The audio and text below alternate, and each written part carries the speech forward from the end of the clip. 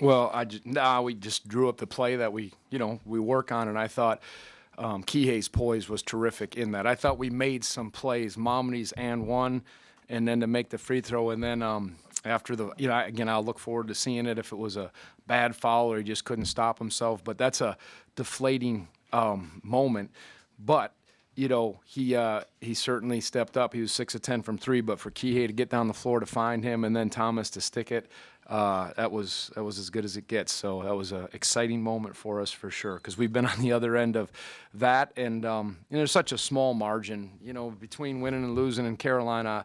I feel for them in that regard because they've been close and they've been hit by the injury bug in a way that a lot of teams haven't. So I'm sure they're battling the ups and downs. We've been so close in every game, and it was an important game for us. So thankful for how our guys responded, and I thought we made plays down the stretch as they did too.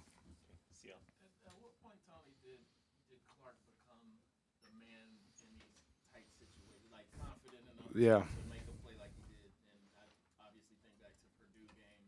Yeah. Like, when do you feel like he kind of grew into it? Probably since he's been like 7 or 8 years old. I got a feeling. I think he's always been one of those. When I saw him play in the EYBL, he was the MVP of the championship game, on a very high, and the floor was all the McDonald's All-Americans and highly touted players. He has something in him. He did it, last year in different games in different ways. And he didn't play his best game in certain ways, but, there's a lot on his plate. But he makes the plays. He's tough, and he stepped up in the second half. And some guys just have it inside of him, and he's a warrior or whatever word you want to use. He's got it, and that was he came with that. So whoever gave him to that, probably his mom and dad, we give him thanks.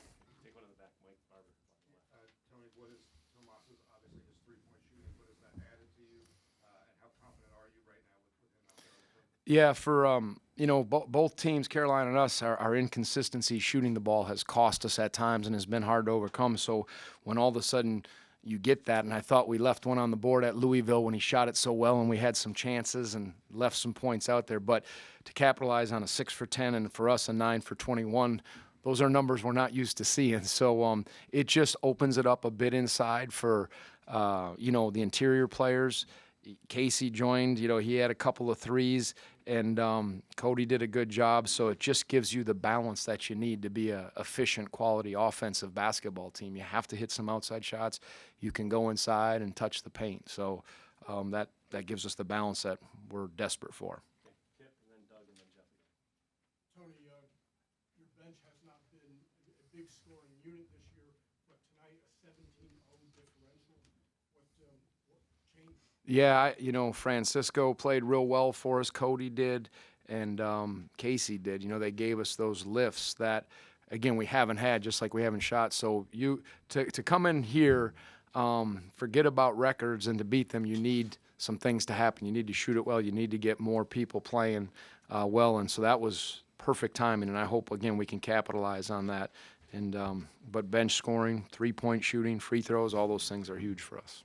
Doug over here. You may have touched on this as we were coming down the stairs, but talk about Thomas's composure. Yep. And just from the opening of the season till now, has he always been like this? He's really improved. I mean, if you talk to him and you're around him, he's a very, steady, calm person. But I think he's unaffected. And I don't know if because he didn't grow up here and he doesn't understand, hey, this is Carolina, this is the ACC. He just plays. He's real hard and critical on himself.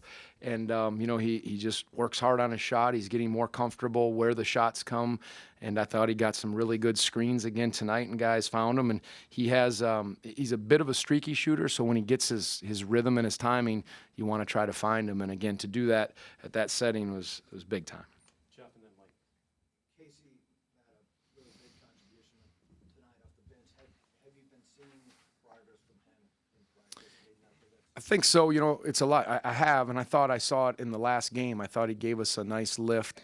And so, both he again and Cody gave us some are on the perimeter. Any depth we can get on the perimeter is important. So, but Casey, I thought he made some strides in the last game. Has had a couple weeks of some solid practices. So, obviously his percentages aren't great, but that doesn't matter. Every game it starts anew, and to bang a couple of those threes and make some plays, and we know he can guard the ball.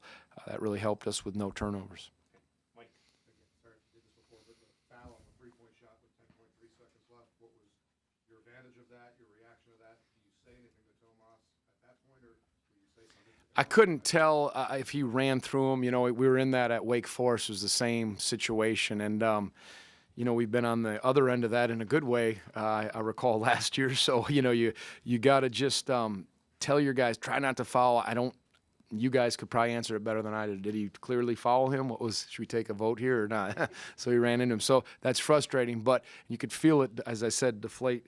It was deflating in the huddle, but he had his chance and he answered. And I said, if you're going to foul, then make the three. That's a way to erase it. So he did that.